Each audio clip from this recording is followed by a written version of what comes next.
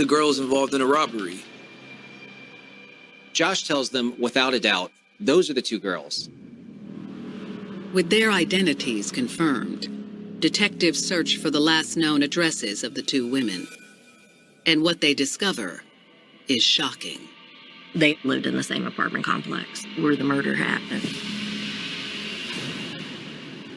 Detectives immediately head back over to the apartment complex to speak with Darshell and Rolanda. But when they knock on the door, a young man answers. He identifies himself as Jarvis Butts, Darshell's boyfriend. He says he lives at the apartment with Darshell, their baby, and Rolanda's boyfriend, Joseph. Detectives suspect that Jarvis and Joseph could be the two men responsible for the shooting that their girlfriends helped carry out.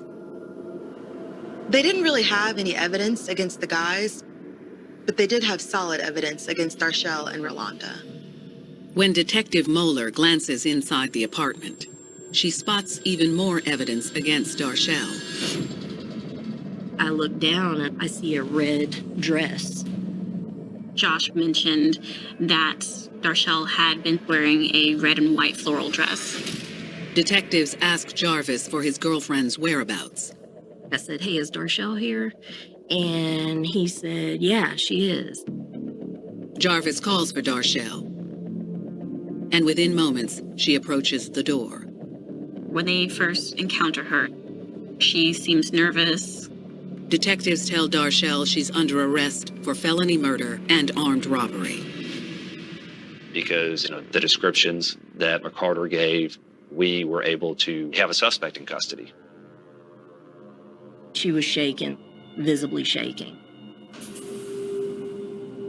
She just immediately starts crying. I was like, okay, here we go. Detectives don't have enough evidence to arrest Jarvis, but they ask him to come with them to the station for questioning.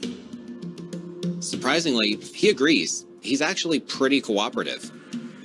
As for Rolanda Fripp and Joseph Brown, detectives put out an APB for the young couple.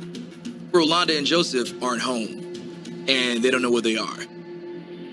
It's becoming increasingly obvious that all of these people are implicated in this murder.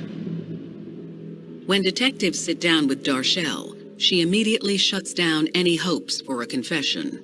I would like to go ahead and speak with the lawyer because I know I didn't do anything. She doesn't want to tell them anything. She's not going to answer any of their questions.